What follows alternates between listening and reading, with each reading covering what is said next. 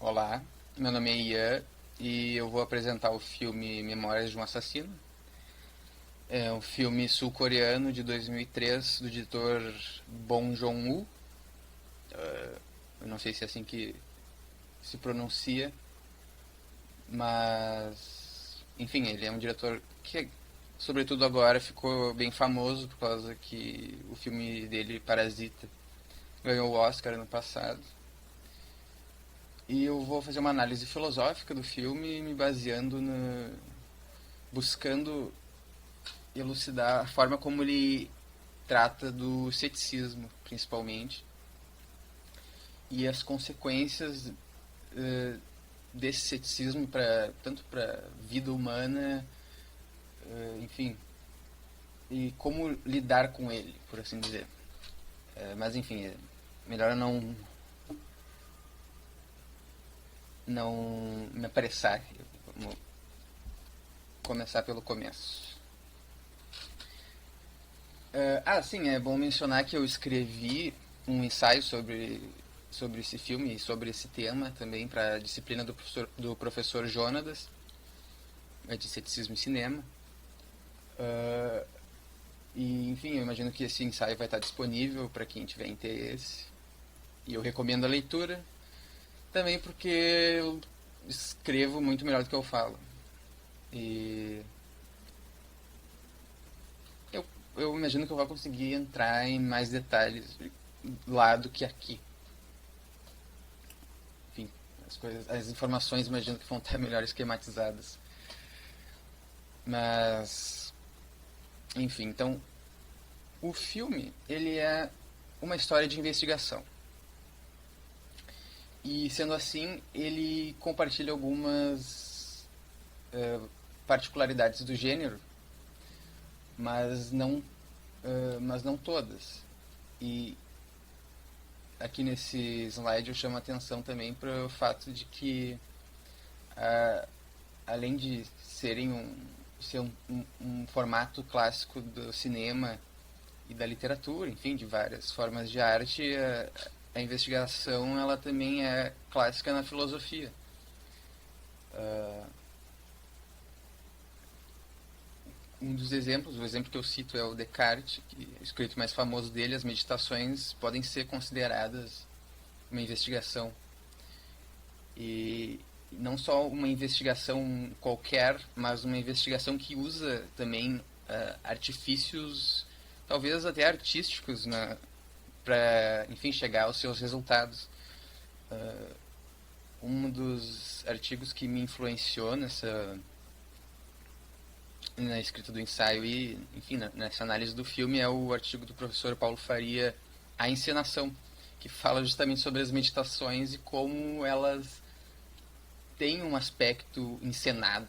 Assim, o Descartes ele cria uma cena para iniciar a sua investigação e chegar a uma dúvida cética. Mas no campo artístico, uh, as histórias de investigação ela tem alguns aspectos bem comuns, assim, os clichês talvez, de sempre, né, elas normalmente têm um ar de mistério e esse mistério cria uma tensão que é resolvido no fim com a revelação da verdade, né? O mistério se dissolve e nós descobrimos no fim a solução do caso. Além disso, no cinema especificamente, é muito comum que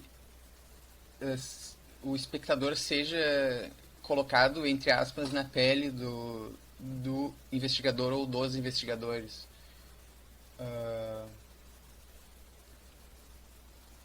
Que nós assumamos a perspectiva dos personagens que estão fazendo a investigação. No caso, por exemplo, só com o filme só nos dando acesso às informações que esses personagens têm e negando acesso a informações que eles não têm. Desse modo, a gente quase se sente como fazendo parte dessa investigação e, enfim, evoluindo junto com os personagens na resolução do mistério. Mas eu chamo atenção para esses aspectos porque não, o filme em questão, Memórias de um Assassino, não é assim.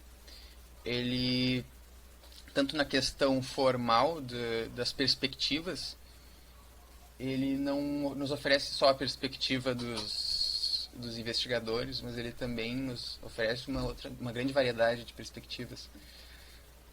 E, e ele também nos nega um desfecho. Ele não nos revela a verdade no fim da investigação. A gente fica sem saber o que a gente, em tese, queria saber o filme inteiro. E esse é um aspecto. A investigação que acontece dentro do filme não é conclusiva. Mas existem outras investigações acontecendo ali. Existe, claro, a investigação a qual o filme se refere, que é uma investigação real que aconteceu, porque o filme é baseado em fatos reais, e uma investigação filosófica, que o filme empreende através de si mesmo, no caso, através da sua própria narrativa, ele empreende uma investigação filosófica, e essa talvez tenha uma conclusão ao seu fim, né? É isso que eu pretendo expor aqui. Mas então, falando um pouco dessa investigação real, é importante salientar que o filme é baseado numa história real, né? Ele é baseado numa série de assassinatos que aconteceram na Coreia do Sul entre o fim dos anos 80 e o começo dos anos 90, chamados, o nome está ali na tela, né? Os assassinatos de Hua Cheong, ou algo assim. E isso é bastante relevante no sentido também dessa abertura que a gente fica no final, até porque o filme obviamente não tinha como resolver esse caso para nós. O assassino não tinha sido pego na época que o filme foi feito. Foi feito em 2003 e enfim, os assassinatos já tinham mais de 10 anos, e o assassino não tinha sido capturado. Mas o que eu vou dizer é, apesar disso, o filme ele se apega a essa abertura. Ele não. É plenamente possível fazer um filme de mistério onde, enfim, não se descobre o assassino no fim, mas existe alguma espécie de fechamento, entende? Existem dispositivos narrativos para isso, mas o filme escolhe não usar eles. Ele deliberadamente deixa o final inconclusivo. E isso é bastante importante para a investigação filosófica que é feita. Mas, a título de esclarecimento, o assassino foi eventualmente pego. Ele foi pego ano passado. Descobriram quem tinha cometido os assassinatos em 2019. Ele foi preso, enfim, já com 50 e poucos anos. E aqui está uma foto dele. É uma foto dele jovem, no caso, provavelmente como ele devia se parecer na época dos assassinatos. Uma informação bastante interessante. O próprio Bong Joon-ho deu uma entrevista depois falando sobre isso, falando que que isso deu muito o que pensar para ele, enfim. E depois enfim, tratando das questões que eu pretendo tratar aqui, até é compreensível que isso tenha algum impacto para ele, porque é um filme muito poderoso, né, nas mensagens e nessa questão da incerteza, enfim. E também é importante diferenciar, e é por isso que tem um autor vai me auxiliar nessa questão, o James Conant, diferenciar entre esse mundo, o nosso mundo e o mundo do filme, por assim dizer. Existe um assassino no nosso mundo, né, esse sujeito aí da foto, e existe o filme. O que o James Conant escreve, e enfim, ele também está seguindo uma linha que já foi estabelecida pelo Stanley Cavell, que é talvez provavelmente o autor mais conhecido dessa área da ontologia do cinema, né? E o Conant escreve que o mundo do filme é um mundo isolado. Ele é um mundo exclusivamente assistido por nós, né? Mas uma característica essencial desse mundo é que ele está insulado metafisicamente, ontologicamente, do nosso mundo. A tela de através da qual a gente assiste um filme, ela só tem uma via, por assim dizer. A gente assiste o filme, mas não tem como o filme nos assistir. E isso é essencial, no caso, para toda a experiência de assistir um filme funcionar. Que o ponto de vista, o nosso ponto de vista, o da câmera, por exemplo, não exista no filme. Ele é um mundo autocontido que a gente só consegue ver de fora. Acho que a minha câmera travou. Bom, mas deixa eu ver se eu consigo ajeitar aqui. Tá, voltei. Eu tava falando do Conant. Enfim, eu tenho uma citação do Conant que eu coloquei nessa apresentação para nos auxiliar aqui a entender a tese dele. Então, tá em inglês, eu vou tentar fazer uma tradução simultânea aqui. Então, nenhuma quantidade de realismo esbanjado nos sets ou investido na qualidade da cinematografia ou, ou atingido na performance dos atores em um filme pode restaurar a ilusão de mundanidade, worldhood, que é quebrada através da falha sistemática de respeitar a ficção subjacente suprema que é uma condição constitutiva de possibilidade da apresentação de um mundo fílmico. Nominalmente, que o ponto de vista do espectador para o mundo do filme não existe como uma posição dentro do espaço do mundo do filme. Na teoria da pintura de Diderot, a injunção em questão, isto é, o assistente, o assistidor, o espectador não existe, funciona como um princípio regulativo da excelência estética. No mundo dos filmes, no mundo dos filmes, no caso padrão, ela opera como um princípio constitutivo do meio. Isso não é dizer que ele não pode ser anulado, mas apenas que se demanda o brilhantismo cinematográfico para que se possa frutiferamente controlar e canalizar os efeitos que fluem do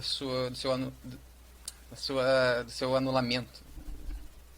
Enfim, dá para ter uma ideia do que se trata. Está falando que assistir um filme envolve necessariamente uma ilusão de insulamento, uma ilusão de que não existe, de que o que está acontecendo na tela é completamente independente de nós. O Conant, ele principalmente ele escreve isso para explicar o que, segundo ele, seria um problema de filmes que desrespeitam com frequência a quarta parede. Ele diz que esse desrespeito à quarta parede ele quebra essa ilusão de insulamento e por isso faz com que os filmes assim, não funcionem, segundo ele.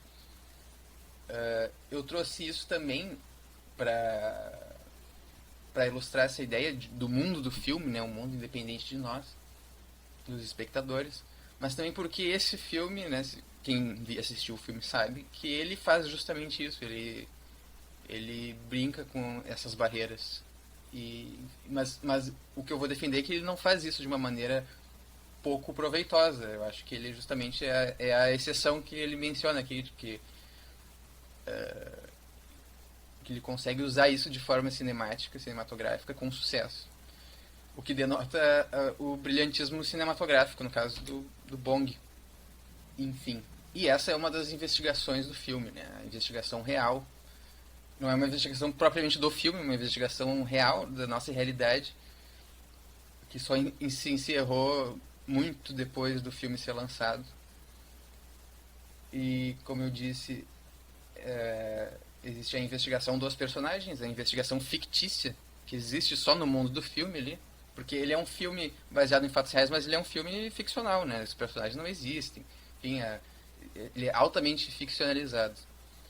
E, e a terceira investigação, que eu diria que é a mais relevante para os meus propósitos, é a investigação filosófica, epistêmica, que usa a história como um instrumento, como, como um experimento para chegar a uma conclusão.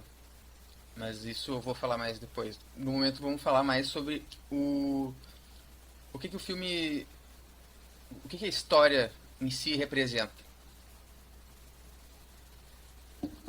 O filme ele é basicamente ele tem dois protagonistas, o detetive Park e o detetive Seu, e eles são colocados a princípio como dois opostos, né? Eles representam duas coisas diferentes. O detetive Seu, ele é não, o detetive Park, ele é mostrado a princípio a gente pode entender que ele é um detetive incompetente, ele é o detetive local lá do vilarejo onde estão acontecendo os assassinatos. E ele é mostrado como um homem que não se importa muito com a verdade, com com a busca por evidências físicas, com o raciocínio lógico, analítico. Ele é um sujeito que ele não se preocupa com esse tipo de coisa, ele se preocupa com ações, acima de tudo. Mas, a meu ver, essa seria uma caracterização um pouco incompleta. Sim, ele é talvez um detetive incompetente, enfim, ele tortura suspeitos, ele forja evidências, mas eu acho que uma caracterização mais apropriada para o detetive Park seria de que ele é uma espécie de representante de um conhecimento pré-filosófico ou pré-científico. Ele é um ele é um defensor da mundanidade do vilarejo, entre aspas. E a todo momento ele fica se colocando nos embates, né, com o seu adversário, entre aspas, como um representante desse conhecimento pré-filosófico, pré-científico, um conhecimento mais tradicional. Porque, se vocês prestarem atenção, no filme ele está sempre falando coisas, ditados populares, ou demonstrando, criando teses a partir de conhecimentos que ele tem ali, do vilarejo. Tem um dado momento do filme que ele até faz uma espécie de feitiço para descobrir o assassino, aquela parte que ele vai numa mulher e ela dá para ele um papel e eles fazem um, um ritual, algo parecido ali, para descobrir, e daí a mancha formaria o formato do rosto do assassino, enfim, uma espécie de simpatia, né? Eu lembro de um momento que o Seu sugere que uma moça foi vítima do assassino, que ela estaria desaparecida, e ele fala, não, mas essa moça ela sempre quis ir para a capital, se não me engano é isso que ele fala. Ou seja, ele ignora as evidências, mas ele reforça uma outra espécie de relação epistêmica com o mundo. Ele E eu acho que essa relação, ela é perfeitamente expressa no poder que ele diz ter de reconhecer os culpados só olhando nos olhos deles. Isso é muito interessante porque essa é a espécie de habilidade que filósofos que lidaram com problemas do ceticismo sempre desejaram que os humanos tivessem, né? Inclusive, uma das formas mais conhecidas de ceticismo é o ceticismo sobre outras mentes. E, o que o Parque está sugerindo é que ele consegue resolver esse problema, entre aspas, né? Claro que no momento ele se menciona isso no filme, mas essa habilidade dele resolveria tranquilamente todos esses problemas céticos, porque basta que ele olhe nos olhos das pessoas e descubra o que elas estão pensando. Ele tem acesso diretamente dos outros, à alma dos outros, se quiser usar essa expressão. Ele é um sujeito que tem um conhecimento direto, pré-filosófico com o mundo. Ele não é incomodado por essas questões pós-filosóficas de evidências, de raciocínio lógico, analítico, enfim. Ele é o homem comum, entre aspas. E, e a ele é contraposto o detetive seu, o detetive que vem da capital, que é o oposto disso, né? Ele é um sujeito obcecado com a certeza científica. A própria ida dele para a investigação se dá por essa obsessão. Ele diz, ele tem interesse no caso, ele quer descobrir quem é. E essa é a maior preocupação dele na condução da investigação. Claro, ele tem todos os traços de que se espera de um detetive moderno. Um, uma, uma espécie de frieza, talvez. Uma preocupação analítica com os fatos e com não alterar as cenas do crime, não, não manipular as evidências e ele é perfeitamente caracterizado pelo bordão dele que ele diz ao longo do filme, que é documentos nunca mentem. Ou seja, ele tem ali um caso, um paradigma de conhecimento. Os documentos são, talvez, pro seu que a encarada encarada nos olhos, né? É pro Park, uma espécie de paradigma de relação epistêmica com o mundo. Bom, então temos aqui a oposição central do filme entre um homem pré-filosófico, entre aspas, um homem que se vale muito mais do conhecimento intuitivo e, e o homem científico, entre aspas, ou até cartesiano, se a gente... Enfim, talvez esse termo seja polêmico, né? Mas, enfim, que busca a certeza através de evidências. O que o filme vai nos mostrar é um embate entre os dois, né? Entre as duas visões de mundo, e ambos vão sofrer certos efeitos por esse embate nas suas posições epistêmicas. E o próprio filme, na forma como as cenas são construídas, vai nos mostrar como esses personagens acabam dominando certas cenas ou acabam perdendo espaço, enfim. E isso vai se relacionar com a questão das perspectivas também. Aqui eu peguei duas cenas do Detetive Park, bastante características dele. Uma é ele olhando no... Essa cena é muito boa, em que eles perseguem o sujeito de calcinha vermelha que estava se masturbando na cena do crime. E ele faz uma encenaçãozinha ali, né, em que ele olha nos olhos do sujeito. E a outra cena, imediatamente anterior a essa cena, é eles fazendo o feitiço ali para descobrir quem é o assassino. Ou seja, duas cenas que representam essa ideia de conhecimentos tradicionais, intuitivos, pré-científicos. Aqui eu peguei duas fotos do seu. Ali uma ele falando o seu bordão clássico, né, documentos nunca mentem. E a outra ele irritado com a incompetência do departamento de polícia do vilarejo, falando para eles esperarem pelo pela equipe forense, né, a perícia. Como eu disse, Memória de um Assassino, ele não nos coloca na pele de um personagem ou de um grupo de personagens especificamente. Ele cria ele compõe uma série de perspectivas diferentes.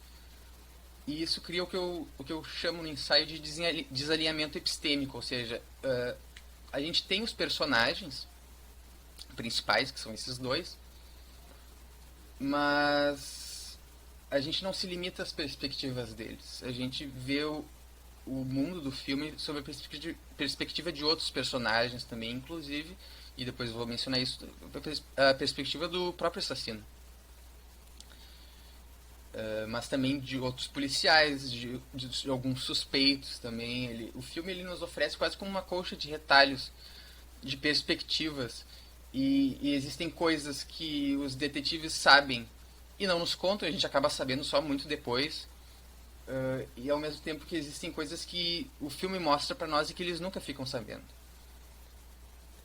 Isso tem um propósito narrativo também. Mas, apesar disso, o filme ainda é dominado pelas perspectivas dos dois personagens. Existe uma gradual mudança de perspectiva ao longo do filme.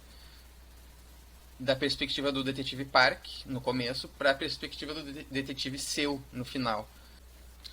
O diretor, o Bong Joon-ho, ele constrói as cenas de uma maneira bem peculiar nos dias de hoje, que ele faz o que se chama de ensemble staging, que uma tradução seria uh, composição da cena, enfim.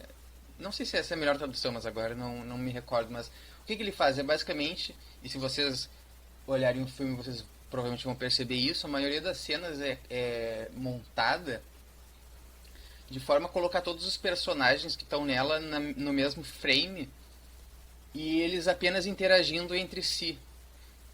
É muito raro o uso de cortes para o rosto dos atores, por exemplo, para pegar as expressões deles, os diálogos geralmente mostra só os dois conversando, não é corta para a cara de um, corta para a cara de outro. Isso é o que se chama de ensemble stage.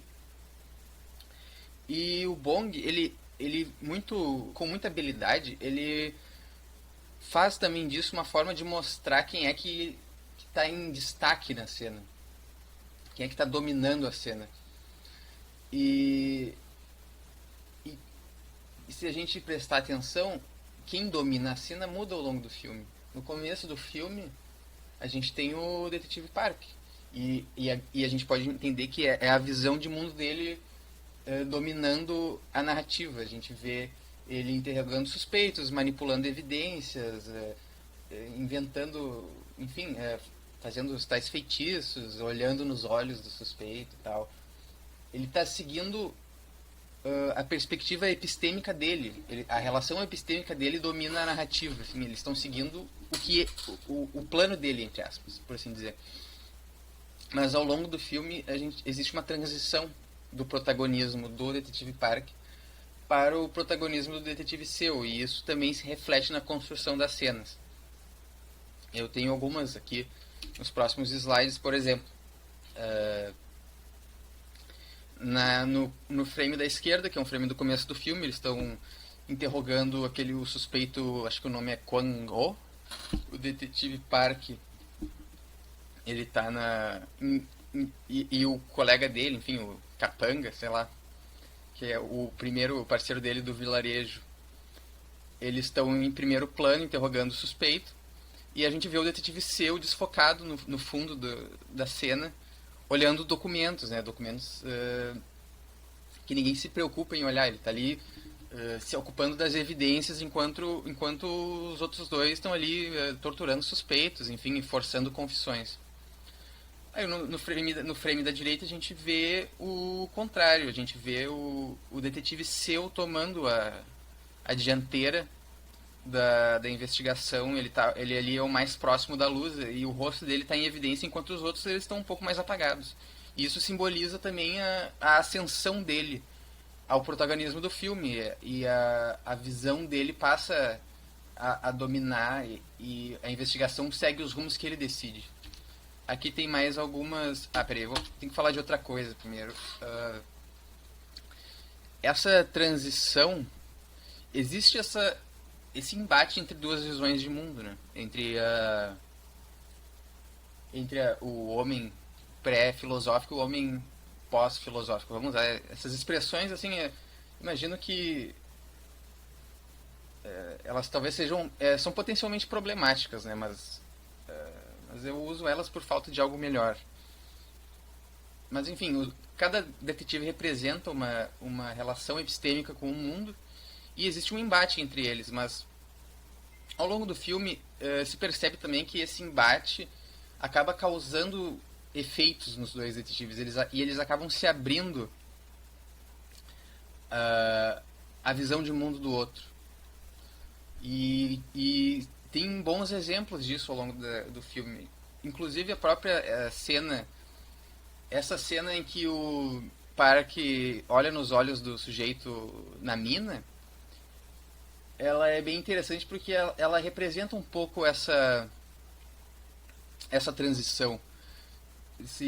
Bom, se a gente for recordar a cena, eles perseguem o sujeito e o Park só percebe que é esse sujeito o culpado porque ele percebe que ele está usando a calcinha vermelha, né? A calcinha que eles viram na clareira lá e perseguiram ele estava usando e ele percebe quando o sujeito se abaixa, ele percebe que ele está usando a calcinha e vê que é ele. Só que ao invés de capturar o sujeito, né, prender o cara, ele faz ele se levantar e bota eles em linha e faz esse joguinho dele e usa esse suposto poder dele de descobrir se um sujeito é culpado só olhando nos olhos dele. E não fica claro se o seu acredita ou não, né? Porque o seu depois vai olhar o cara e ver que ele tá de fato usando a calcinha vermelha e ele é o suspeito que eles estavam perseguindo. E daí ele olha pro Park muito surpreso, mas não fica claro se ele percebeu que o Park percebeu isso ou se ele ficou convencido de que o Park descobriu o suspeito só com esse poder que ele teria de olhar nos olhos das pessoas e descobrir se elas são culpadas, né? O próprio fato de que o Park descobre o suspeito não através dos métodos intuitivos dele, mas através de uma percepção aguçada para uma evidência que estava ali, né? Evidência, no caso sendo a calcinha vermelha, já mostra que ele também passou a se preocupar um pouco com as questões mais analíticas da investigação. Ele passou a se abrir para os fatos que o seu expunha e que ele defendia, principalmente após a primeira vitória do seu, né? Que é quando ele descobre uma nova vítima que era a tal moça que estava desaparecida e o Park achava que ela tinha ido embora, que ela não tinha morrido e eles acabam encontrando o corpo dela, baseado nos documentos que o seu ficava observando e que ninguém mais dava atenção, né? Por outro lado, isso também acontece com o seu. Ele também se abre mais à visão de mundo do Park, mais intuitiva, mais próxima do vilarejo, por assim dizer, de certos conhecimentos tradicionais. Aqui eu tenho mais alguns frames. Ó. No canto superior esquerdo dá pra ver ali de novo o Park e acho que é Cho, o nome do outro cara, interrogando na floresta, colhendo uma confissão. Acho que trancou minha câmera de novo, peraí. Tá.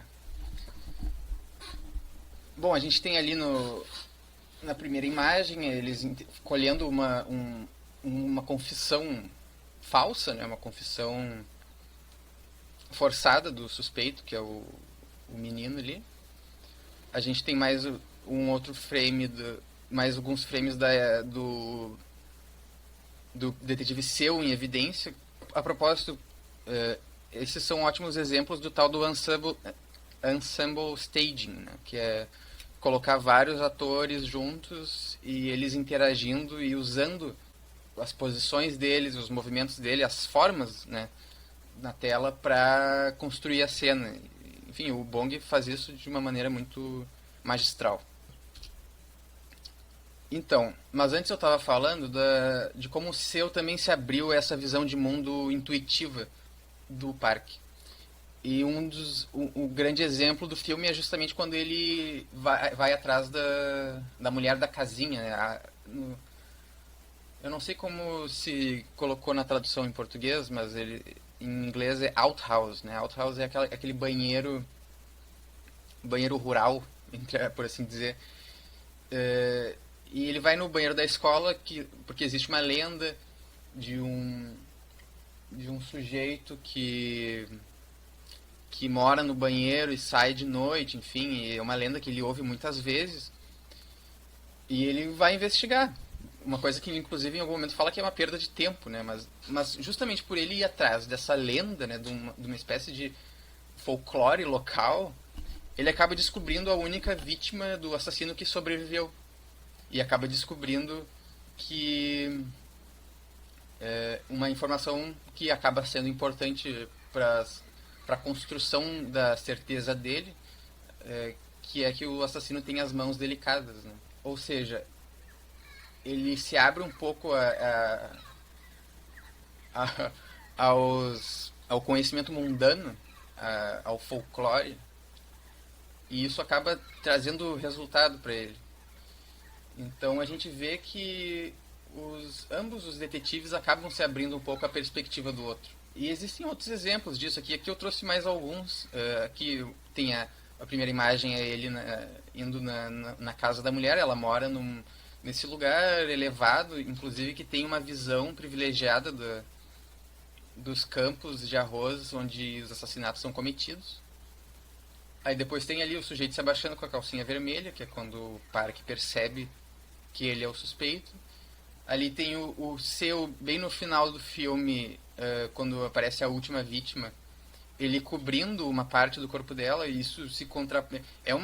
é uma contraposição bem delicada, mas se a gente compara ele com o seu do começo do filme, que ele grita com os outros falando, não mexam na cena do crime, esperem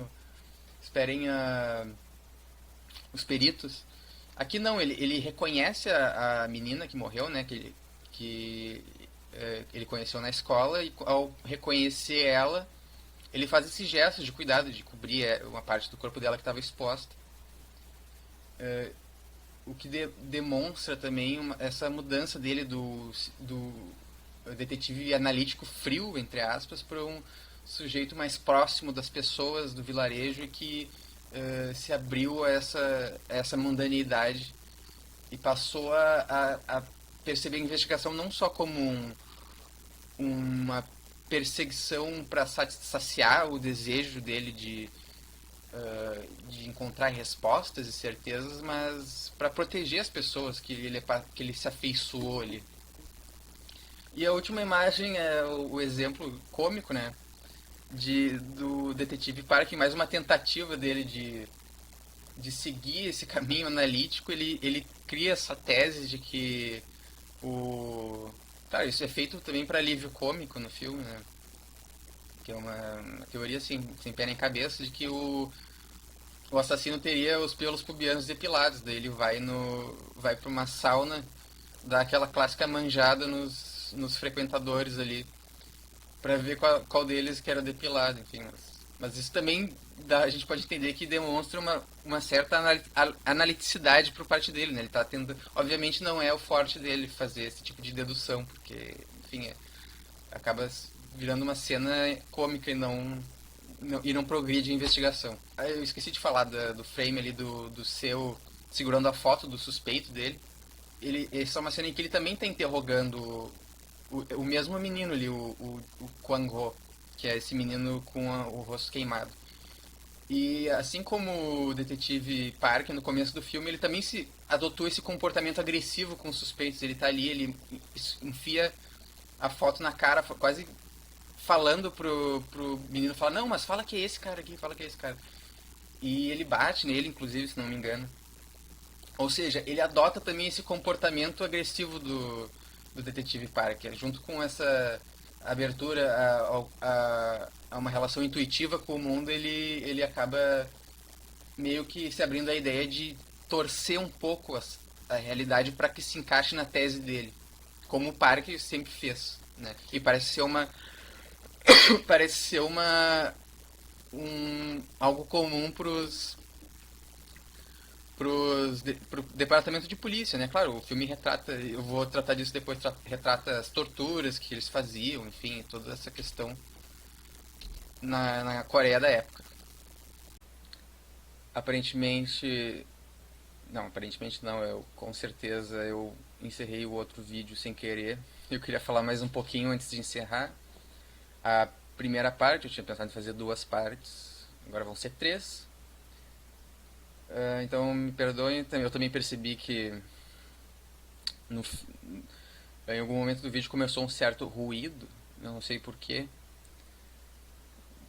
Uh, Talvez seja chuva, mas eu acho que não. Mas, enfim, perdão por essas duas coisas. Ah, e a única coisa que faltava de eu falar sobre, até, enfim, que eu pretendia falar na primeira parte dessa apresentação, que vai ser bem longa pelo visto, é, eu estava falando de perspectivas, né, sobre como o filme traz várias perspectivas, além das perspectivas dos detetives. E, e quando eu digo perspectivas, eu digo visões mesmo, percepções do mundo. Não é só posições filosóficas, enfim, não. É a perspectiva do personagem. E uma das perspectivas que o filme traz, e isso é muito interessante, é a perspectiva do próprio assassino, do homem que cometeu os crimes, né, do filme, que nunca é pego, mas que participa do filme. Isso também nos remete ao título do filme, né, Memórias de um Assassino. O título original, em coreano, a tradução literal é Memórias de Assassinato. E essa é a tradução que foi feita para o inglês também, Memories of Murder. E nos faz pensar, né, de quem são as memórias, de que memórias são essas. E isso também nos remete ao fato de que o filme é baseado numa história real em que o assassino não tinha sido pego ainda, ou seja, ele estava solto. E esse filme também traz as memórias dele, as memórias da época em que ele assassinou mulheres no vilarejo da Coreia. Mas não são memórias só dele também, tanto que, como eu disse, são várias perspectivas no filme. Então a gente pode pensar que essas perspectivas são as memórias dos vários envolvidos na história. E o filme ele é uma construção a partir dessas memórias, dessas perspectivas, que busca nos apresentar elas e nos oferecer uma conclusão, ou ao menos essas informações para que a gente descubra algo, para que a gente faça nós mesmos uma investigação. Como eu falei, né, existe mais de uma investigação sendo feita aqui. A investigação do filme e a investigação filosófica epistêmica sobre os nossos limites, sobre o que nós podemos saber, que eu vou tratar com mais profundidade na segunda parte dessa apresentação. Mas voltando à perspectiva do assassino, aqui tem dois frames do filme em que aparece, a gente vê a perspectiva dele, numa em primeira pessoa, que é ele observando do alto de uma árvore potenciais vítimas, e outra é ele, depois de ter capturado a menina, levando ela pra floresta, onde ele vai matar ela. E é interessante pensar nisso, né? No fato de que esse assassino ainda estava à solta. E o Bong Joon-ho sabia disso quando fez o filme. E ele coloca ele no filme, mas... E aí que tá uma coisa bastante interessante também sobre o que o Conant fala sobre as barreiras entre o real e o fictício, né, entre o real e o cinematográfico, é que o Bong ele faz uma coisa aqui com essa barreira, porque o assassino que a gente vê no filme certamente não é o assassino, não é um assassino real. Ele é só um corpo ambulante que mata as pessoas, ocasionalmente aparece no frame, mas ele não é um personagem. O filme não tem um assassino, por assim dizer, como a vida real teve. É por isso que tem uma cena bastante significativa, que é essa cena que eu coloquei aqui,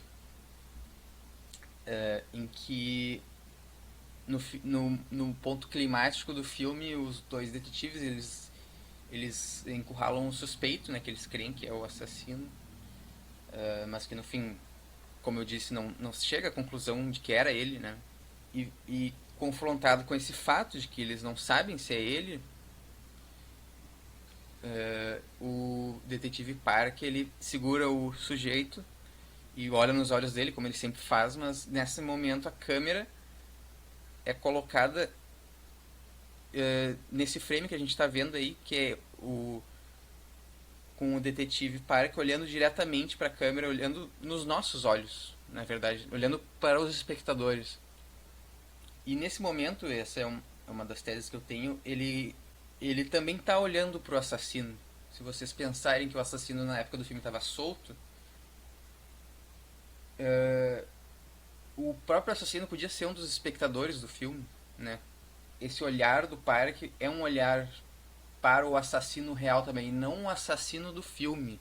É importante dizer que é essa criatura que não tem rosto, enfim, que aparece vagamente em algumas cenas e, enfim, tá, comete assassinatos. A gente vê ele agindo, mas ele não tem identidade. O assassino real tem uma identidade, e o que acontece aqui é o que o personagem ele olha pra câmera, ele olha pra nós e, e ele também tá olhando pro assassino real, pro assassino do lado de fora. Ele tá quebrando a quarta parede aqui.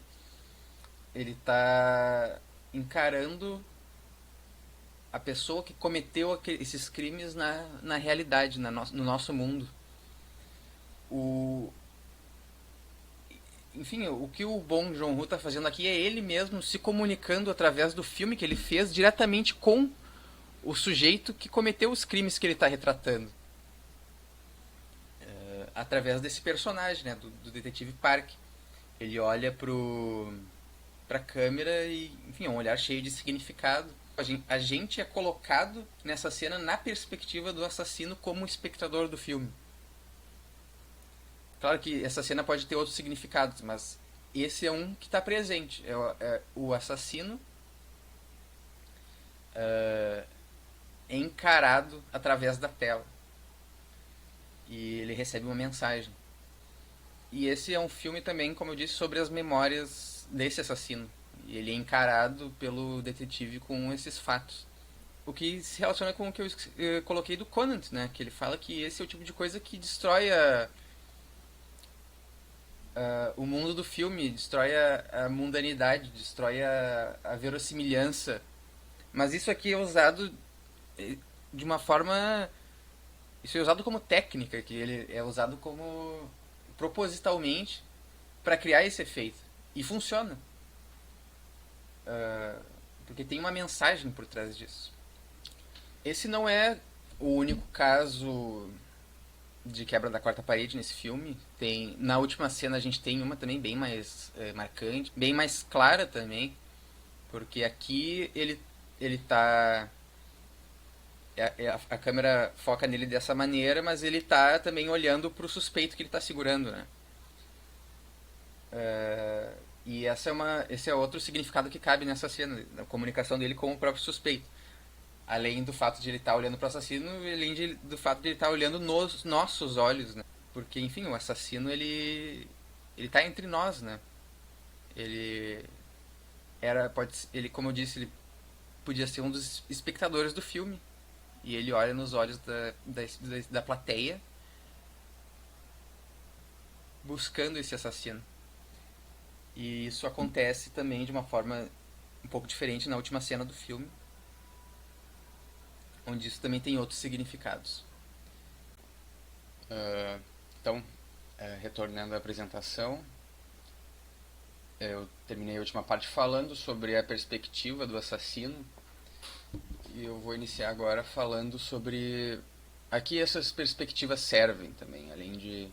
Eu já mencionei que elas servem para criar uma espécie de rede, né? Um panorama dos fatos, mas certamente, né, é natural questionar que, bom, por mais que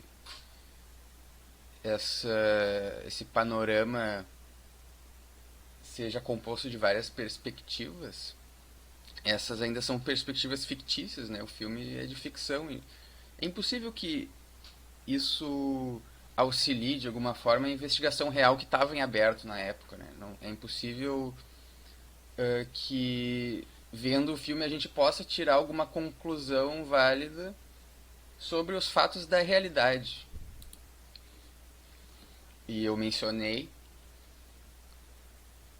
sobre as diversas investigações que esse filme envolve e essa e uma delas é a investigação real que estava inconclusiva ainda na época do filme, mas a questão é que a investigação a que essas perspectivas servem, a, a conclusão a que o filme tenta chegar não é sobre o que aconteceu, quem matou as pessoas nos anos 80 e 90 na Coreia, lá no vilarejo. A investigação relevante nesse caso é a investigação epistêmica do filme, a investigação filosófica. O, o filme ele está se incumbindo, né? Ele está se engajando com um problema clássico, que é o problema do ceticismo, né? Como saber das coisas? Como é possível saber? O filme ele não está se ocupando do mistério, ao menos diretamente, né? Ele não está se ocupando do mistério de quem matou aquelas pessoas, mas o questionamento é um pouco mais profundo, é da possibilidade de saber quem matou essas pessoas. E é isso o que o filme explora nessa trajetória dos dois detetives. Por exemplo, o, o ponto climático do filme certamente é o embate entre os dois nos trilhos do trem com o último suspeito, né? Que é o... Se não me engano, se chama Park também. Ele é descoberto através de uma pista que eles têm no rádio, porque sempre toca uma música nos dias de chuva, enfim, parece uma pista muito frágil, mas eles acabam, através também da ajuda da policial do vilarejo, eles acabam descobrindo esse sujeito que, bem ou mal, se encaixa na descrição do assassino. O seu verifica as mãos dele e percebe que as mãos dele são delicadas, ou seja, se encaixa na descrição que ele recebeu da vítima que sobreviveu. E ele se convence de que é ele, antes mesmo de ter a tal da certeza, né? Inclusive a questão das mãos é bem chamativa, porque os três suspeitos são investigados pelo seu olhando nas mãos deles. O primeiro ele olha as mãos do menino, aquele do Kwang Ho, e vê que ele tem os dedos colados, algo assim, e percebe que ele não poderia ter amarrado as vítimas da maneira como elas apareciam amarradas. E ele inocente então olhando para as mãos. O segundo ele olha e vê que as mãos dele não são delicadas, porque ele é um trabalhador, enfim. E daí ele também chega à conclusão de que o sujeito é inocente olhando as mãos dele. E o último ele olha e se convence da culpa dele também olhando as mãos dele. Talvez parece haver um simbolismo aí, assim como o Park olha para os olhos das pessoas, o seu olha para as mãos. Mas enfim, voltando à questão principal, uh, o filme, né, ele, através dessa narrativa de uma investigação criminal, ele, ele empreende essa própria investigação paralela sobre a possibilidade de conhecer os fatos, conhecer a verdade. E essa investigação serve como uma espécie de ilustração para essa outra investigação, né, que é uma investigação mais epistêmica e é quase metanarrativa, né? E ela é sobre limites, sobre os limites do conhecimento humano.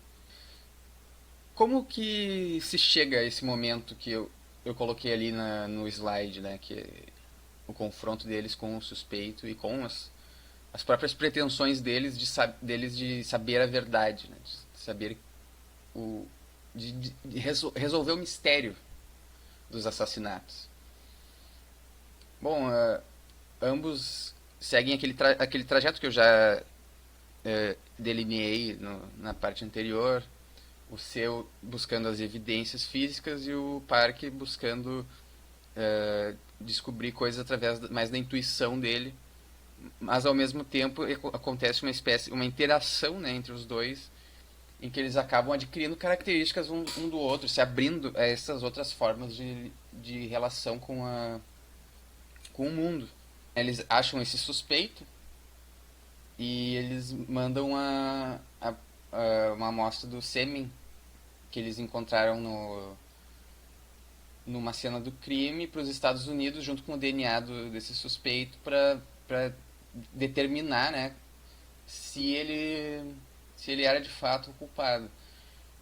Aqui está aquele paradigma, inclusive, do seu, no começo do filme, de que os documentos nunca mentem. Enfim, eles vão ter uma prova concreta e irrefutável de que o sujeito é culpado. Ou não, né? Só que a partir desse momento do filme, o seu já fica claro que ele já tem certeza. Ele já tá certo de que esse suspeito é o culpado. Ele já não. A certeza dele já foi construída sem a evidência final, né? A evidência irrefutável. E o que demonstra também uma espécie de transformação da personalidade dele, fruto do convívio com o vilarejo e com o parque. Né? Essa abertura dele a essas outras formas de lidar com o conhecimento. E, e prova disso é que ele nem espera de fato a prova para ir atrás do suspeito. Quando ele encontra a última vítima, que era a menina que ele conheceu, inclusive no outro vídeo eu falei que ele conheceu ela na escola, na verdade ele já tinha conhecido ela antes na floresta, lá na casinha do guarda, junto com os outros, quando eles estavam atrás do assassino. Enfim, ele nitidamente criou uma certa afeição a essa menina e quando ele viu ela morta ele se sentiu muito impactado e foi atrás do suspeito, que ele já tinha certeza que era o assassino, mesmo sem a prova. E daí ele leva ele para os trilhos do trem, onde ele espanca o sujeito e assim como o Park fazia com os suspeitos, ele faz com ele apontando a arma, batendo nele e exigindo que ele confessasse. E o suspeito inclusive ironiza isso, falando, é isso que tu quer ouvir, né? Tu quer que eu diga que fui eu. E daí, em meio a isso, né, numa construção bem climática da cena, aparece o Spark com os resultados, com a prova final do da culpa do suspeito, né? A prova do DNA que veio dos Estados Unidos e tudo. E daí o seu abre e assim como toda a investigação, aquela análise também tinha sido inconclusiva. Não foi possível determinar através dela a culpa do sujeito. E daí, nesse momento que aquele paradigma do seu deixa de fazer sentido para ele. Ele, ao invés de seguir a sua... Enfim, a forma como ele vinha tratando dos assuntos epistêmicos, né? A forma como ele era no começo do filme, que seria provavelmente dizer, bom, não, a evidência inconclusiva eu não tenho como saber se ele é o culpado ou não. Ele, ao contrário, ele diz, esse documento é uma mentira. Eu não preciso dele, ou seja, ele abandona o paradigma dos documentos serem irrefutáveis, né, de nunca mentirem, na verdade. Ele contradiz ele mesmo do começo da história. E logo em seguida é a vez do Parque tentar o método dele. Ele olha nos olhos do suspeito, né, e é aí que acontece aquela cena que eu já comentei, em que a gente e que ele olha pra nós também, né? Ele olha pro assassino real do mundo real. E ele diz: "Ah, eu não sei". Ele admite, acho que pela primeira vez na história, que ele não consegue ver na alma das pessoas de verdade. Ele não consegue ter acesso à mente de outra pessoa só olhando pra ela. Ele percebe isso finalmente nesse momento climático do filme também. Ou seja, os dois têm os seus caminhos para o conhecimento frustrados. Eles ambos fracassam em descobrir a verdade. E isso serve também como uma espécie de conclusão para a investigação epistêmica do filme. Porque, ok, a gente pode pensar que o assassino foi eventualmente descoberto, a gente pode pensar que, por mais que eles não tivessem conseguido descobrir quem era o assassino, eles poderiam ter descoberto. Essa possibilidade pode ficar no horizonte. E pode ser assim na vida real, mas a questão é que o filme ele está questionando essa possibilidade dentro do seu universo, porque tudo que eles tentam não chega a lugar nenhum. Os dois paradigmas dos dois detetives são frustrados, ou seja, a ideia é que não, eles não têm como saber. Eles não têm como saber quem é o assassino, eles não têm como chegar à verdade. Se a gente for olhar, o próprio filme não tem a resposta de quem é o assassino, né? Como eu mencionei antes, o assassino do filme não é. Mal dá pra dizer que é um personagem, porque ele é só um corpo que faz ações e tal, mas ele não tem rosto. Ele não tem. É, ele só as mãos dele que existem, basicamente, quase. E os dois, né, nessa tentativa, acabam fracassando e sofrem essa desilusão com a sua própria capacidade de apreender a realidade e chegar até alguma espécie de conhecimento. E é importante salientar que, embora seja uma história de investigação que não leva a lugar nenhum, né, essa outra investigação epistêmica ela só usa essa história de investigação como uma ilustração, né? A investigação em si é sobre o ceticismo e sobre a possibilidade do conhecimento. E daí, no caso, ele usa essa investigação inconclusiva como uma espécie de anedota, né? Assim, olha só, aqui tem dois detetives que nunca vão conseguir descobrir quem é o assassino. Eles tudo que eles tentam é incerto. E isso é uma história que serve para ilustrar também a condição humana frente ao mundo, né? Mas mais disso eu falarei mais além. Além disso, é importante notar que a reação dos dois detetives é frente a esse fato, né, que é apresentado a eles de que eles não têm como saber quem é o assassino. É diferente. Cada um reage de uma maneira diferente. E essas atitudes, elas ilustram certas posições.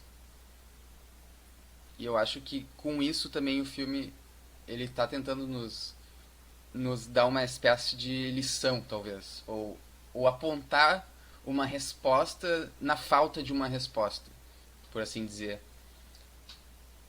Para ilustrar isso, eu vou trazer uma diferenciação que o James Conant fez também sobre espécies de ceticismo e também uma outra espécie que, enfim, que ele não menciona, mas que eu acho oportuna para análise desse filme. O James Conant ele faz essa diferenciação no artigo dele Two Varieties of Skepticism, que é sobre em que ele diz que no no debate filosófico sobre epistemologia, enfim, ou até metafísica e outras áreas, existe uma confusão entre duas espécies de ceticismo que não é não, até o momento não estava talvez bem delineada na opinião dele e que acaba criando certas. Opa, acho que minha câmera travou de novo, peraí. Voltei. Ah, como eu falava, ele faz essa diferenciação porque ele acha que vai ser útil a debates epistêmicos em que essas duas espécies de ceticismo, segundo ele, são confundidas uma com a outra.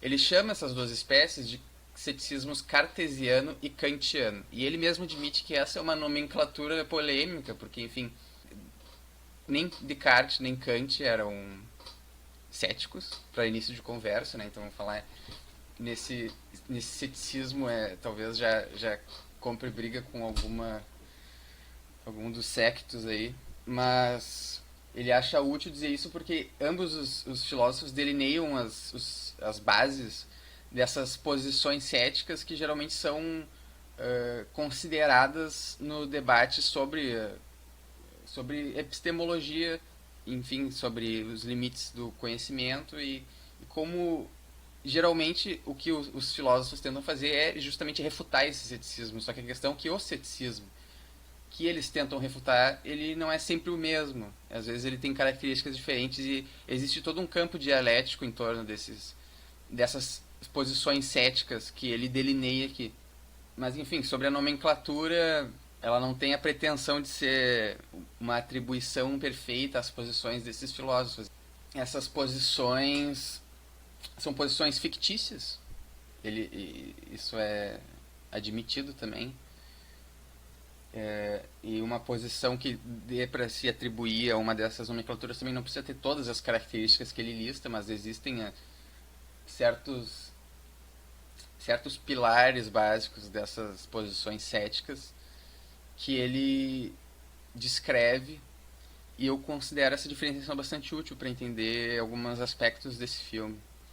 Então, o primeiro ceticismo que ele descreve é o ceticismo cartesiano, e ele coloca essa lista de características básicas. Está em inglês, então vou fazer de novo uma traduçãozinha simultânea aqui. A primeira característica que ele diz é: a investigação cartesiana começa com e se volta para a exploração de um certo tipo de exemplo, um melhor caso de conhecimento. Ou seja, a partir de uma certa cena, eu já falei disso antes, né, a cena cartesiana, ele sentado na frente da lareira, escrevendo, enfim, vestido com não sei o que. Esse é o melhor caso de conhecimento. Ele se pega um certo fato, que seja um objeto, algo bem básico e generalizável, e a partir disso, a partir da dúvida disso, se extrapola a dúvida cética. 2. Esse caso é provado, é mostrado que é vulnerável à dúvida. Como quem leu as meditações sabe, que daí ele fala que ele pode estar sonhando, depois ele traça a hipótese do gênio maligno, enfim. É mostrado que é possível duvidar da veracidade desse exemplo que é o melhor caso de conhecimento. 3. A conclusão se generaliza. Nós podemos ir de uma conclusão sobre esse candidato particular de conhecimento à conclusão geral sobre todos esses itens, eu não falei item antes, mas enfim. A questão é, de um exemplo específico se generaliza a conclusão da dúvida, ou seja, se eu não posso ter certeza de que eu estou aqui sentado falando para a apresentação de cinema, eu não posso ter certeza de nada, basicamente. Essa é a ideia. 4. A investigação, então, chega a uma descoberta. A descoberta é que nós não temos certeza sobre as coisas. Que nós não podemos ter certeza sobre o que a gente achava que a gente sabia. A investigação termina num humor de desapontamento, ou seja, a gente fica desapontado porque a gente pensava que a gente tinha acesso ao mundo, né? A gente tinha acesso às coisas como elas são, mas a gente descobre que não é bem assim, que a gente tem as nossas impressões que podem ser ilusórias, elas não são indicativos confiáveis de como é o mundo.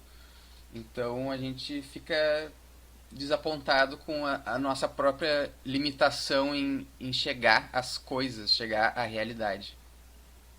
O próximo item diz isso. 5. O desapontamento é fruto da impossibilidade de mostrar como o que nós tínhamos tomado como possível pode ser factível. Ou seja, a gente achava que era possível ter acesso ao mundo diretamente, mas a gente não tem como mostrar que isso é factível, que a gente de fato tem acesso ao mundo. 6. Parece que é algo que nós não conseguimos fazer. Justamente, a gente não consegue vencer essa limitação da nossa cognição e ter certeza sobre os fatos do mundo. A gente não tem como chegar. Esse é um problema filosófico que se mostra. Isso também vai valer para outra variedade de ceticismo. Se mostra em vários problemas, né? Aqui eu estou usando o básico exemplo da apreensão do mundo, das coisas, dos objetos, mas a gente pode pensar do problema das outras mentes também. Pegando o próprio parque como exemplo, não tem como a gente olhar nos olhos de uma pessoa e saber o que ela está pensando. A gente tem que olhar as expressões faciais dela, por exemplo, para saber se ela o que ela está sentindo, o que ela fala, enfim. E a aplicação do ceticismo cartesiano a um caso como esse, por exemplo, o problema das outras mentes é: bom, mas como é que a gente sabe que o que ela está expressando corresponde ao que ela tá, à mente dela, ao estado mental dela? Existe, e o próximo item fala disso, existe um vão aí, ó, número 8. A nossa inabilidade é a consequência da existência de um vão gap, né? Um vão cartesiano.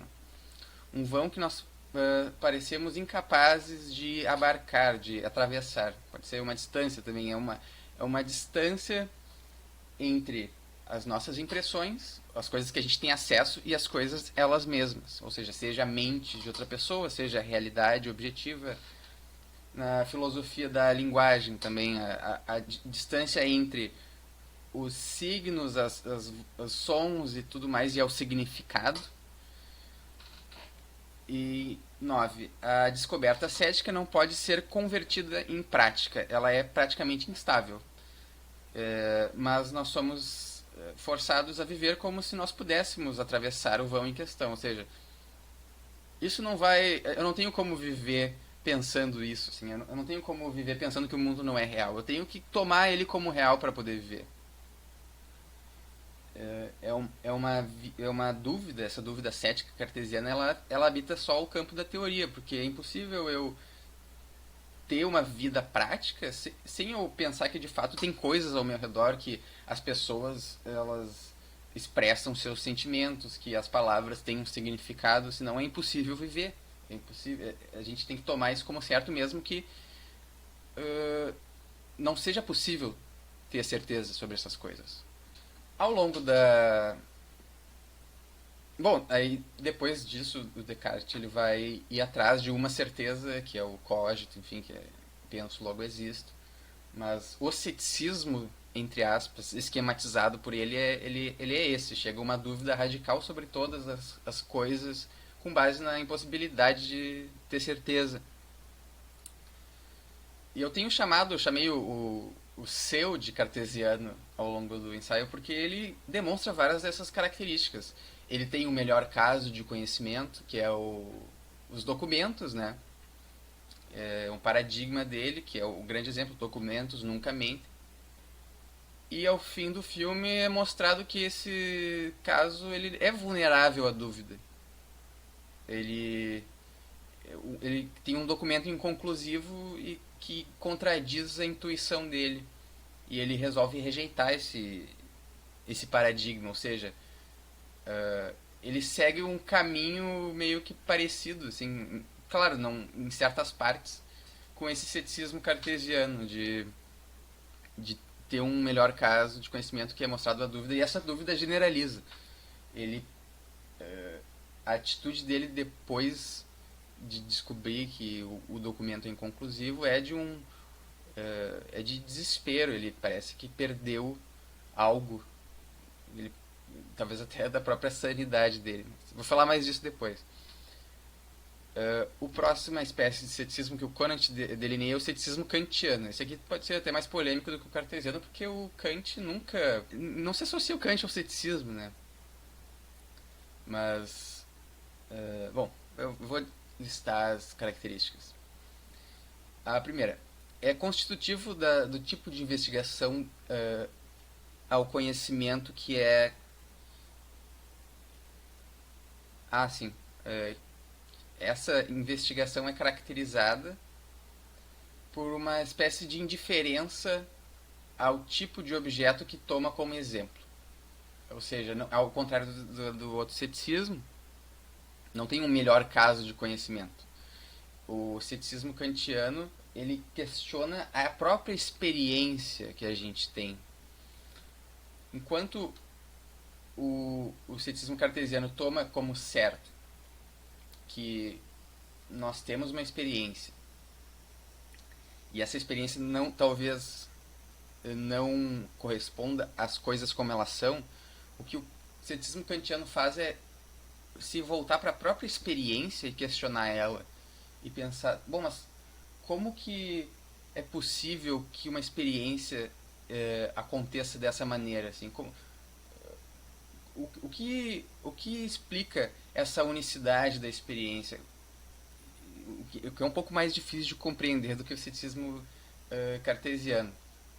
Mas a questão é que não tem um melhor caso de conhecimento. Qualquer caso é vulnerável a essa espécie... Não, na verdade, no cartesiano também, mas a questão é que qualquer caso de experiência humana pode servir como exemplo para o ceticismo kantiano. Enquanto, por exemplo, o cartesiano olharia para uma expressão de dor de uma pessoa, por exemplo, e diria, bom, mas será que a pessoa está sentindo dor de verdade? Será que essa impressão minha corresponde ao fato, ao estado mental dor? O ceticismo kantiano questiona, bom, mas o que é uma expressão de dor? Como é possível interpretar essa expressão no rosto de uma pessoa, esse elemento sensorial que eu tenho, que é de um ser que está com a face retorcida de tal modo? Como é possível que isso seja interpretado como uma expressão de dor? Pegando, por exemplo, os próprios objetos, como é que é possível que a minha impressão do mundo seja da forma como ela é, espacial, temporal? Como é que é possível que isso faça sentido? 2. O resultado não é uma dúvida, mas uma confusão, aquele desboggle, que seria... Porque uma dúvida, ela meio que pressupõe a compreensão dos termos em que ela é posta, né? Por exemplo, o cartesiano duvida, por exemplo, que eu tenha acesso às coisas elas mesmas. Mas como é que eu vou duvidar de que eu tenho a impressão de que eu estou aqui falando numa apresentação para o evento de cinema e filosofia? É algo muito mais profundo do que isso. É uma coisa que realmente nos causa uma confusão mental, né? Terceira, o paradoxo não é resultado de se mover de uma conclusão sobre um objeto particular para uma conclusão geral sobre todos os objetos da experiência, mas o resultado da inabilidade de ver como pode existir uma experiência que pretende ser de algo particular. Ou seja, como é que eu posso ter uma experiência? Esse é o grande problema aqui. Como é possível ter uma experiência? 4. A investigação tem seu clímax não num senso de descoberta, mas num de mistério. Realmente, a gente não descobriu uma coisa, a gente está perplexo com essa ideia de que como é possível ter experiência. Um outro exemplo, eu usei o exemplo do significado também. Como é que a gente sabe que a palavra que está ali escrita significa o que a gente pensa que ela significa? O kantiano, ele dá um passo atrás e questiona a própria ideia de significado através de palavras. Como é que uma grafia num papel pode ser vista como tendo a pretensão de significar alguma coisa. Como é que a gente pode experienciar significado através de letras gravadas no papel ou de sons que a gente ouve? 5. A investigação termina num humor não de desapontamento, mas de desespero.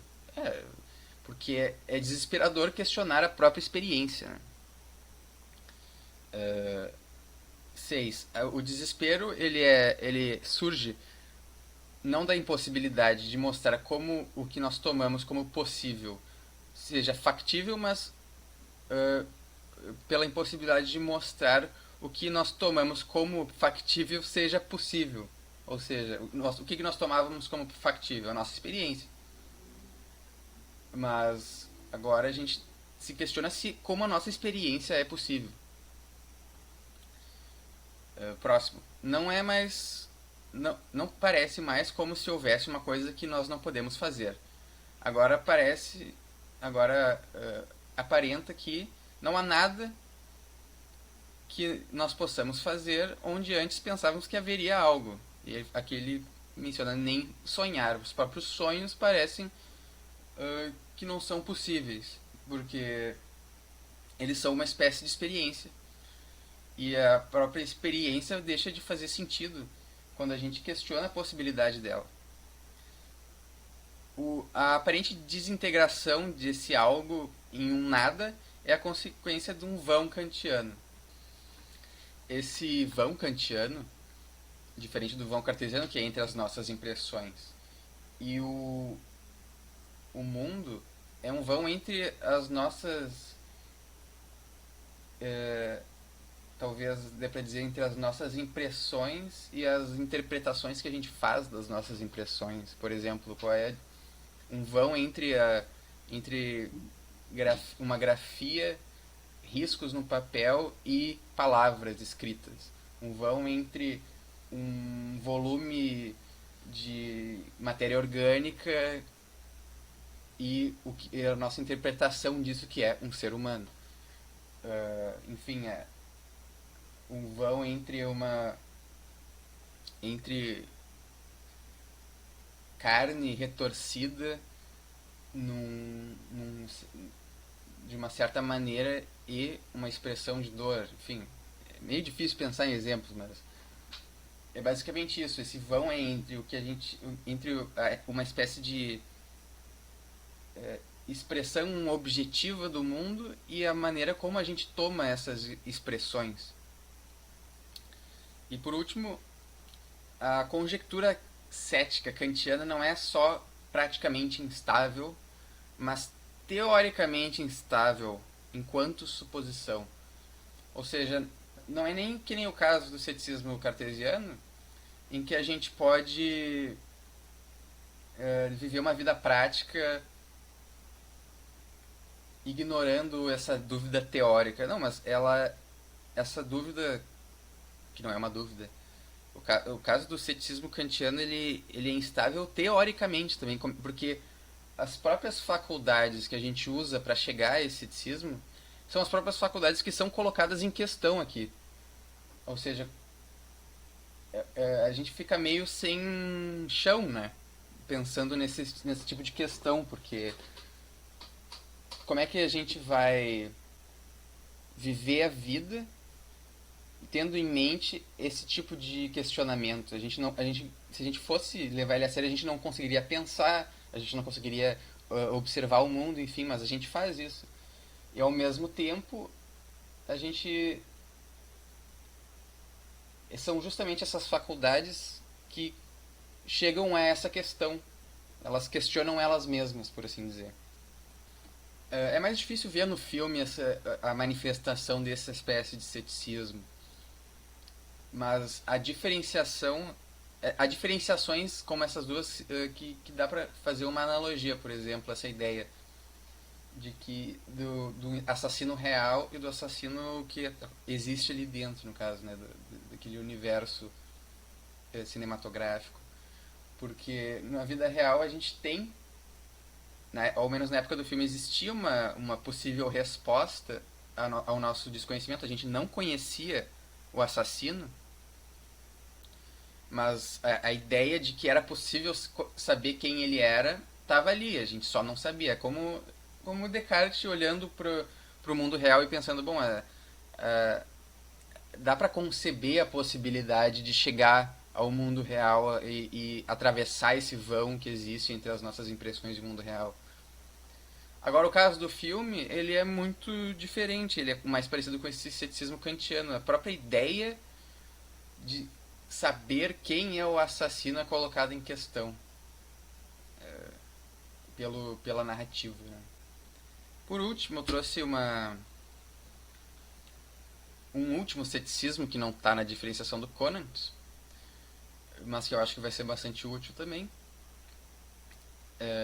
Eu trouxe uma citação do Miles Burnett, e é sobre o ceticismo pirrônico, conhecido, é um ceticismo antigo, ficou mais conhecido pela figura do sexto empírico, e é um ceticismo que busca suspender o juízo sobre todas as coisas. E ele tem uma diferença muito importante para os outros dois ceticismos aqui, que é o fato de que ele não é um ceticismo instrumental.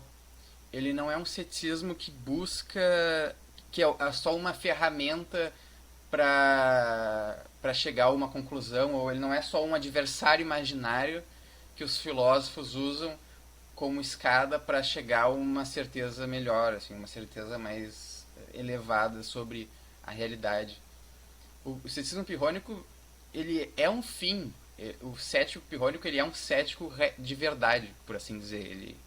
Ele de fato, não busca o conhecimento.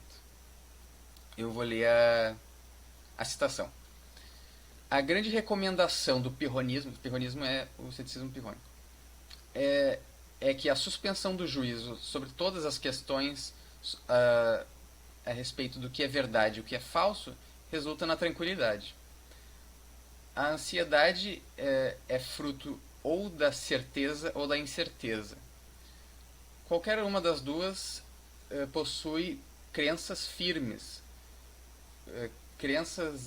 juízos de valor sobre o que é importante e o que é válido, e crenças factuais sobre estados de coisas no mundo que são relevantes para a busca ou a preservação desses bens. Então, o sujeito ele é afetado com esperanças e medos sobre a sua alegria ou felicidade presente ou futura, presente e futura. Ou, de forma alternativa, é tornado ansioso ou angustiado por não ter certeza se ele tem as crenças certas sobre essas coisas. O cético, nós somos informados, e aqui ele coloca a fonte, né, do texto do Sexto Empírico. Ele busca os seus questionamentos na esperança de se libertar das ansiedades da incerteza. E ele se liberta, mas de uma maneira diferente daquela que ele pensava. Ele resolve a incerteza não encontrando as respostas para as suas questões, que seria só trocar uma ansiedade, uma angústia pela outra, mas por descobrir que elas parecem não ter resposta. O ceticismo pirrônico, essa é a base do ceticismo pirrônico. Ele defende que o caminho para uma vida tranquila, para a ataraxia, né, que é não estar perturbado pelo mundo, é suspender o juízo sobre as coisas, é não buscar crenças, não decidir sobre os fatos, não determinar se algo é verdadeiro ou falso, só suspender o juízo e, a partir disso, chegar a uma espécie de tranquilidade. Os céticos pirrônicos, isso é reiterado ao longo dos escritos, né, que foram deixados por eles. por ele principalmente, né, Sexto Empírico é a fonte que a gente tem do ceticismo pirrônico, eles sempre se colocam como os defensores do homem comum, assim, contra os devaneios dos filósofos.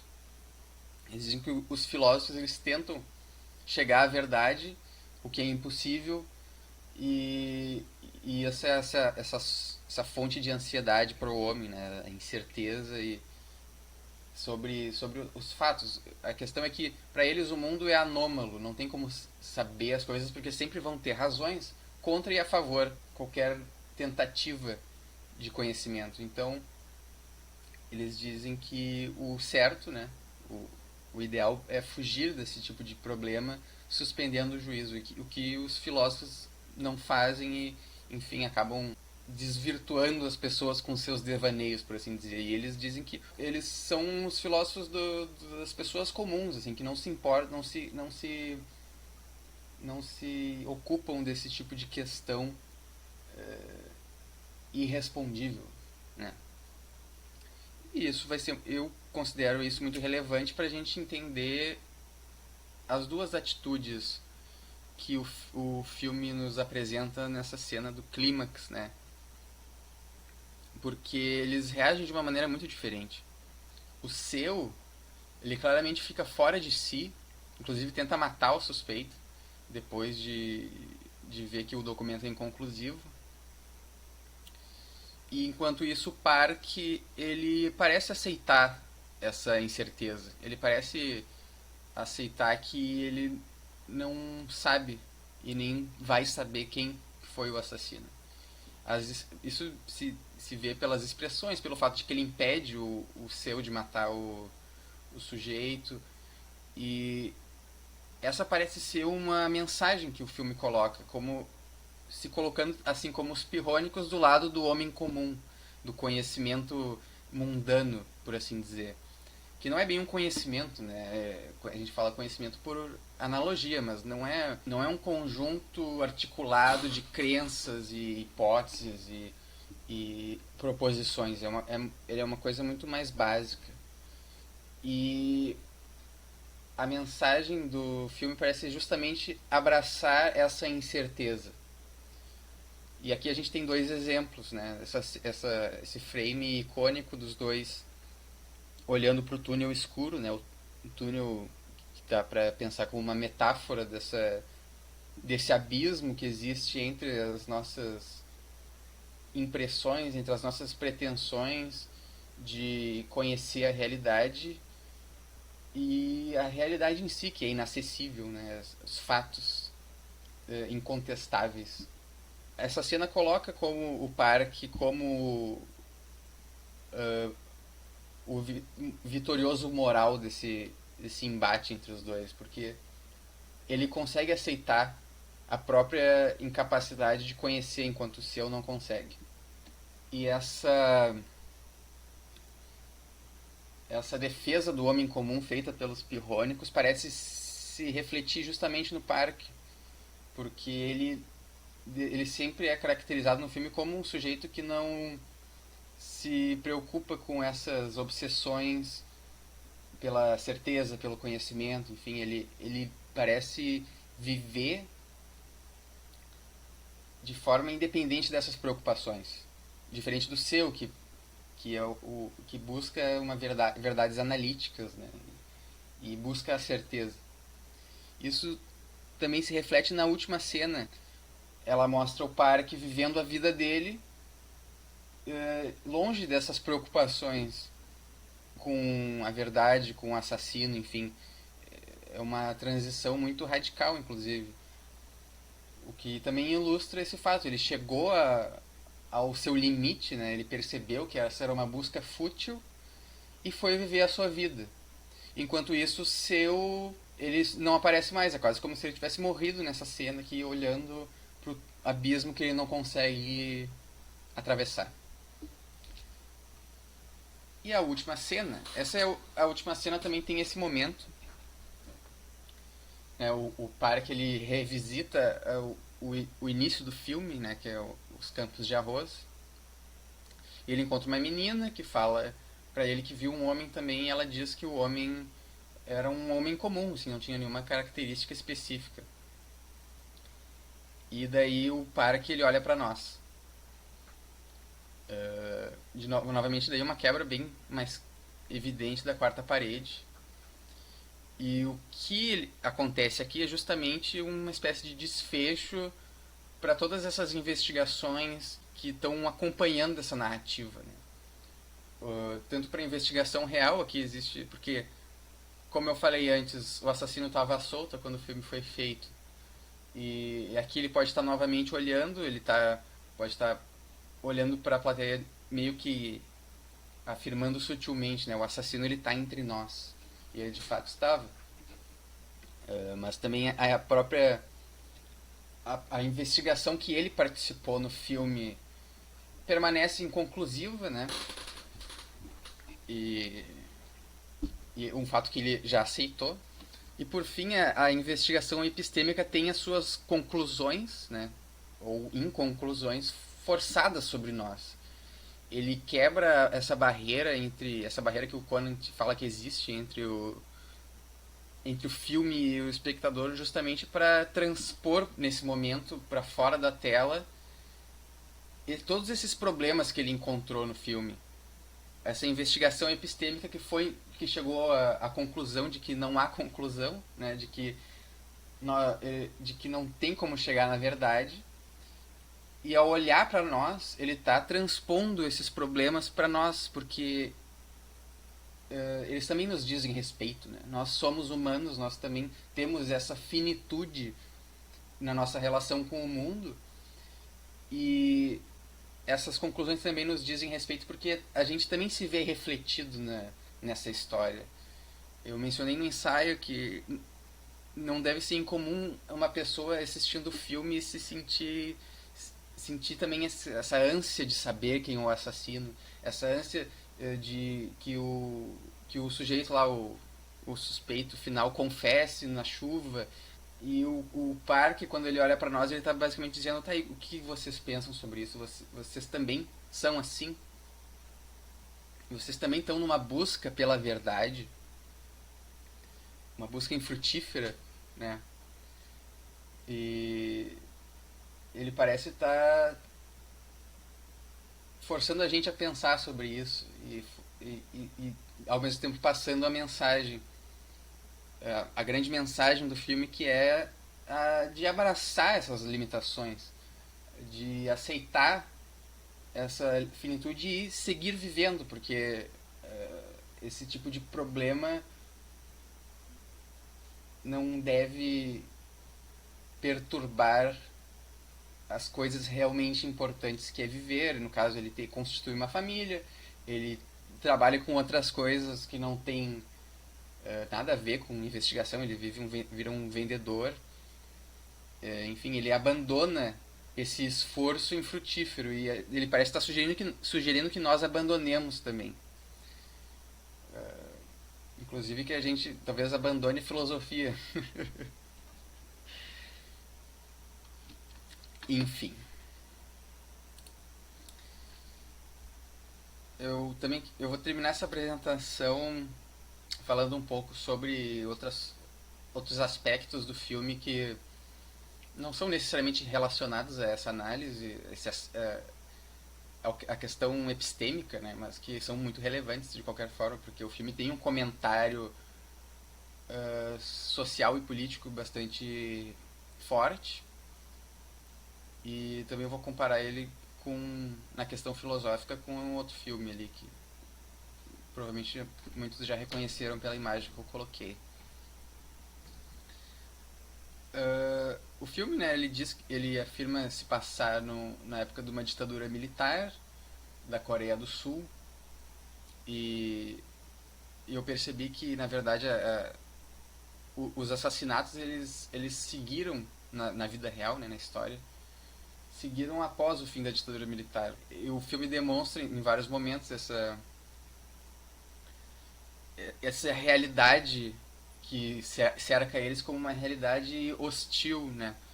Tanto pela questão da ditadura, existem protestos, existem conflitos políticos ali, quanto pela questão da guerra, né? Que uma guerra que nunca terminou entre a Coreia do Sul e a Coreia do Norte.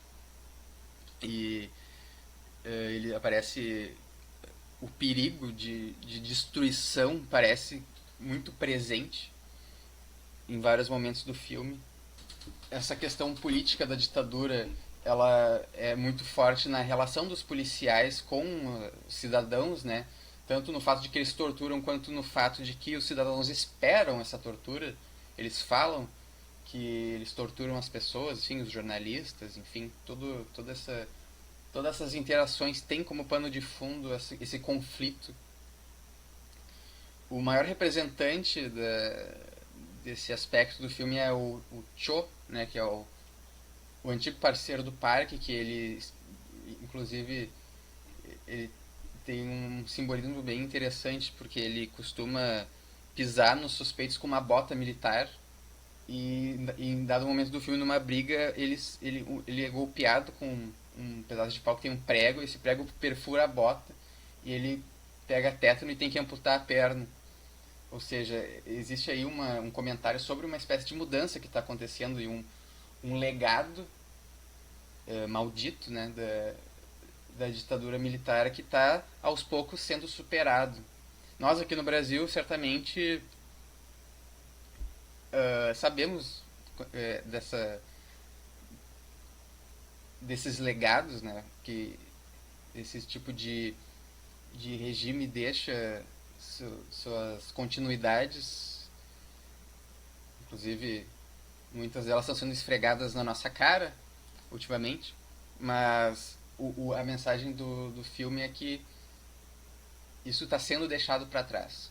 E só que essa comparação entre esse passado e essa transformação que a sociedade passa também não é maniqueísta, porque ela também contrapõe essa Coreia antiga, que são os campos de arroz, essa Coreia rural, a natureza, com o avanço tecnológico. Tem essa fábrica que domina a paisagem, perto da qual os assassinatos acontecem. E tem toda essa questão da subserviência, porque o próprio conflito entre o parque e o seu tem um pouco disso, porque ele fala o seu, tu é um homem da capital, lá é tudo diferente. Vai para os Estados Unidos, que é lá que as pessoas como tu pertencem, né?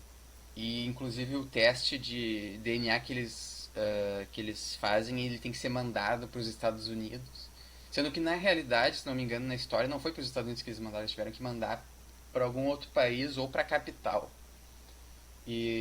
Mas no filme foi para os Estados Unidos, talvez para simbolizar toda essa relação da modernização da Coreia do Sul com uma espécie de subserviência aos Estados Unidos, que traz também os seus próprios problemas, no caso, os próprios assassinatos, né? Podem significar uma nova problemática. Se antes o problema era a ditadura, agora nós vamos ter novos problemas a lidar nesse novo mundo. E isso é associado à fábrica, à modernização. Outro aspecto bastante relevante desse entorno da história é o aspecto climático, né? No começo do filme, o vilarejo e os campos rurais estão lá todos ensolarados, e quando começam os assassinatos e ao longo da história surge uma nuvem que cobre a paisagem e permanece lá ao longo do filme, né? E inclusive os assassinatos acontecem durante a chuva. E o clímax do filme lá, o confronto entre os detetives e o suspeito acontece numa chuva torrencial, que é impossível não comparar com o clássico do Kurosawa, né, o Rashomon, que também, assim como o Memórias de um Assassino, se passa numa realidade de incerteza, de falta de confiança nas fundações, né, da experiência humana, talvez, nas fundações da moralidade, num mundo que parece à beira do colapso. E lá também tem uma chuva que castiga o portal, né, Rashomon. É possível perceber muitos paralelos aí entre os dois filmes, né? Os dois são histórias do esforço humano de continuar frente a incertezas. E é basicamente sobre isso que é também o Memórias de um Assassino, um filme sobre confrontar as nossas limitações, confrontar a nossa finitude frente ao mundo e seguir em frente independente disso. E, e é um tema um pouco bastante universal, né? Se tratando de humanos. Enfim. E é basicamente isso que eu tinha para falar. Aí estão os campos de arroz ensolarados, um pouco nublados também, na verdade. Obrigado por assistirem.